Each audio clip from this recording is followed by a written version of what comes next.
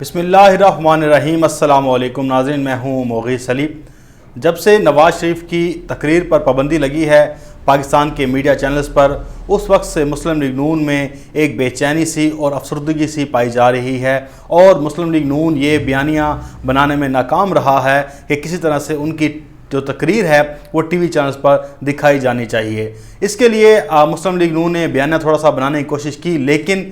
اتنا زیادہ مواد جو نواز شریف کے خلاف ہے، جو وہ اداروں کے خلاف بولے ہیں، اس کے بعد وہ یہ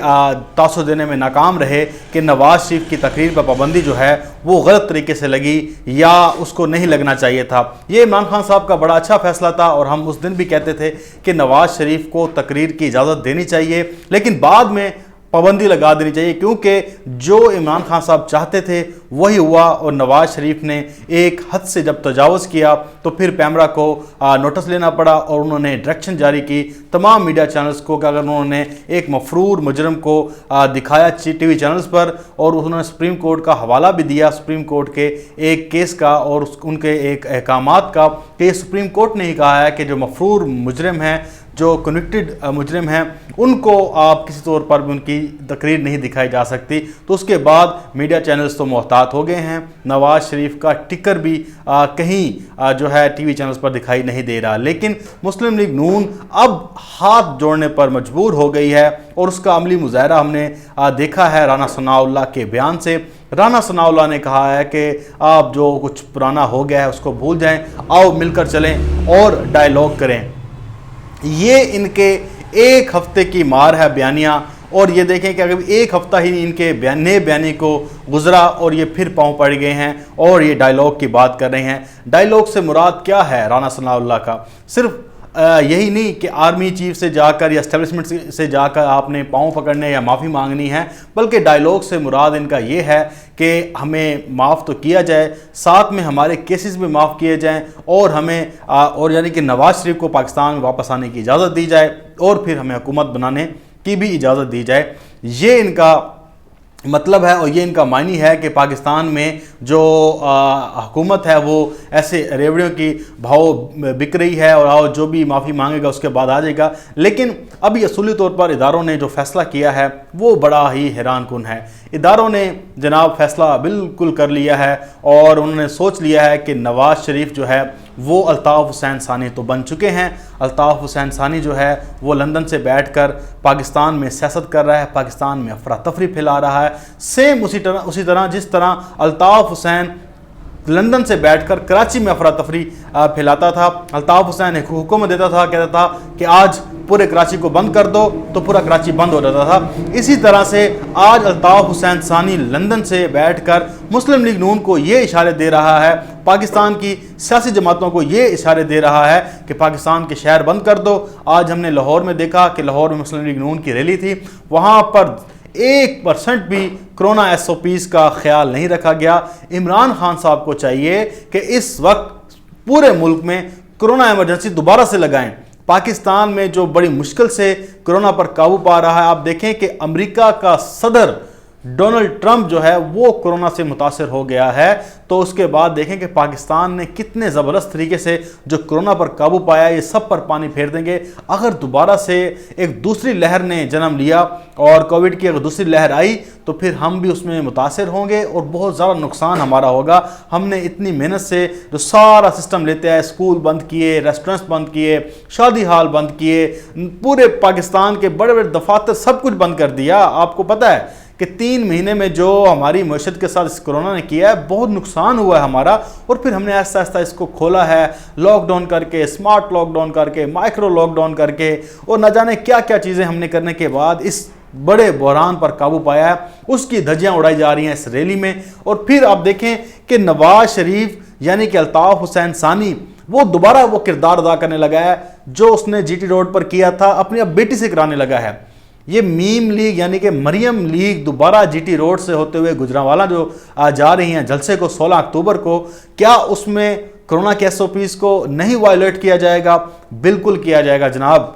کیوں نہیں کیا جائے گا؟ وہاں پر نہ ہی کرونا SOPs کو کا خیال رکھا جائے گا، نہ وہاں پہ ماسک کا استعمال ہوگا، نہ وہاں پر سماجی فاصلے کا استعمال رکھا جائے گا، ہر طرح سے دھجیاں اڑائی جائیں گی۔ اس لیے یہ تو حکومت کو فوراً چاہیے کہ ایمرجنسی نافذ کرے، پاکستان میں ریلیوں جلسوں پر فوراً پابندی لگا دینی چاہیے کہ پاکستان میں اس وقت اس چیز کا متحمل نہیں ہو سکتا، نہ ہی الیکشن قریب ہیں اور نہ ہی کوئی حکومت جو ہے جانے والی ہے، اور نہ ہی حکومت کو گرا سکتے ہیں، نہ ہی حکومت کو گرانے کی اجازت دینی چاہیے۔ یہ پہلے پابندی فرسٹ ٹائم یہ پہلے لگا دینی چاہیے کہ نہ تو لاہور میں نہ ہی کسی شہر میں یہ ریلیاں شیلیاں نہیں چلنی چاہیے۔ اب الطاف حسین ثانی جو لندن سے بیٹھ کر پاکستان میں احکامات جاری کر رہے ہیں، وہ پاکستان میں انتشار کی جانب جا رہے ہیں۔ اب کچھ میرے جو سوالات ہیں وہ ایسے ہے کہ نواز شریف کے پیچھے کون ہے؟ یہ سارے بڑے اس ٹائم نا بڑا ایک لوگوں میں ایک بے چینی پیدا ہوئی ہے۔ کچھ کہہ رہے ہیں کہ سعودی عرب ہے، کچھ بھارتی لوبی کہہ رہے ہیں، کچھ اسرائیل کہہ رہے ہیں، کچھ امریکن اسٹیبلشمنٹ کہہ رہی ہے، اور کچھ کہہ رہے ہیں کہ پاکستان کی اسٹیبلشمنٹ کا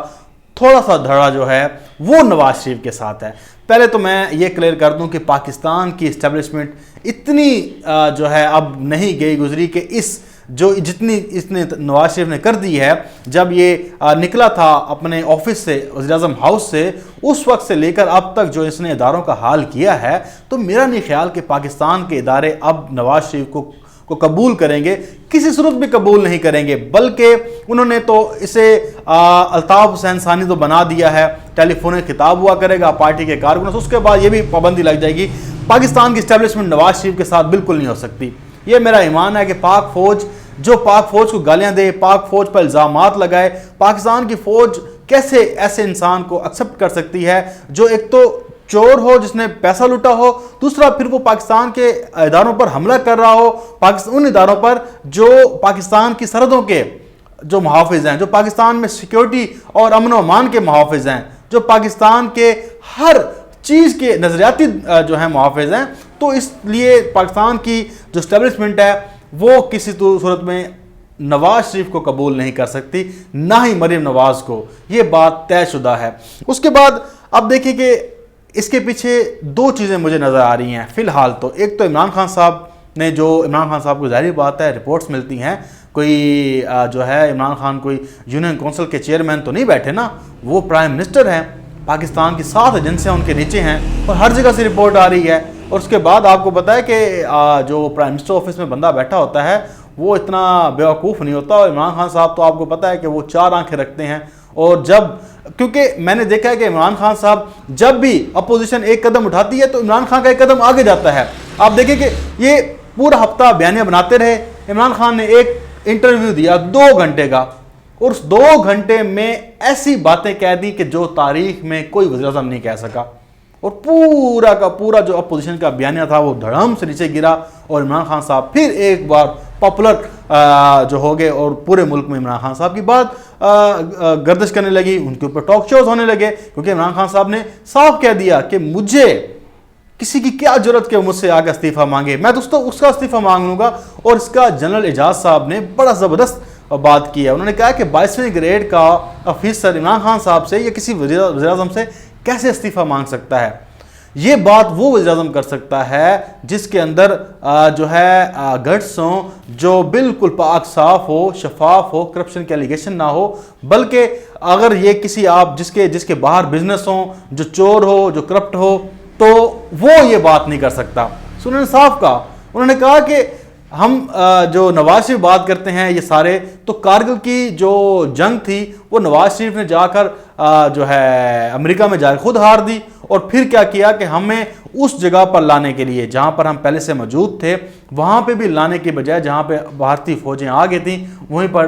چھوڑ کر ہمیں کہا کہ ہم واپس آ جاتے ہیں، اور پھر جب ہم واپس آنے لگے تو بھارتی فوج نے حملہ کیا۔ یہ نواز شریف کو انہوں نے بددیانتی بتائی کہ یہ اس کا پاک فوج کے حوالے سے اس کا موقف تھا۔ یہ 1998-1999 کی میں بات کر رہا ہوں۔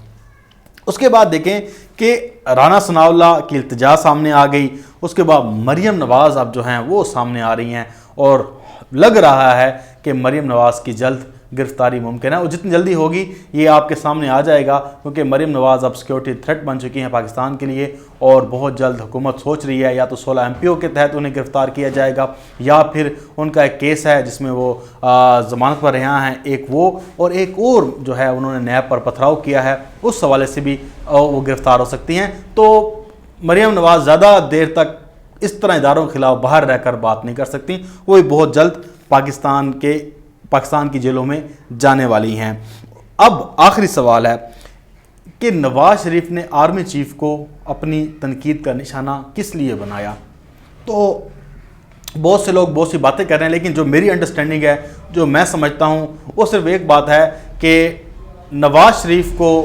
ڈیل نہ دینے میں اور نواز شریف کو اسٹیبلشمنٹ کے پاؤں نہ پکڑنے میں سب سے بڑا جو کردار ہے وہ جنرل باجوہ کا ہے، اور جنرل قمر جاوید باجوہ نے دو ٹوک طریقے سے جو ہے وہ ان کے گلوں میں پھندا ڈال کے رکھا ہوا ہے، اور یہ جب ملنے جاتے ہیں تو وہ انکار کر دیتے ہیں۔ اس لیے لگتا یہی ہے کہ جو DGISPR نے آ کر ارشد شریف صاحب کے پروگرام میں بات بھی کی کہ NRO کی بھیک مانگنے آئے ہیں محمد زبیر، اس کے بعد سے نواز شریف نے جنرل قمر جاوید باجوہ کو بہت زیادہ ٹارگٹ کرنا شروع کر دیا ہے، کیونکہ یہی جنرل قمر جاوید باجوہ 1 سال پہلے تھے جن کو انہوں نے ووٹ دیا ہے۔ تب تک قمر باجوہ صاحب صحیح تھے، لیکن جب سے ان کی نااہلیاں، ان کی چاپلوسیاں، ان کے GHQ کے گیٹ نمبر 4 میں جا کر حاضری کی جب داستانیں سامنے آئی ہیں، تو نواز شریف نے قمر جاوید باجوہ صاحب کو ڈائریکٹ ٹارگٹ کرنا شروع کر دیا ہے۔ اب تک کے لیے اتنا ہی، انشاءاللہ آپ سے پھر ایک نئی ویڈیو میں ملاقات ہوگی۔ اللہ حافظ۔ پاکستان زندہ باد۔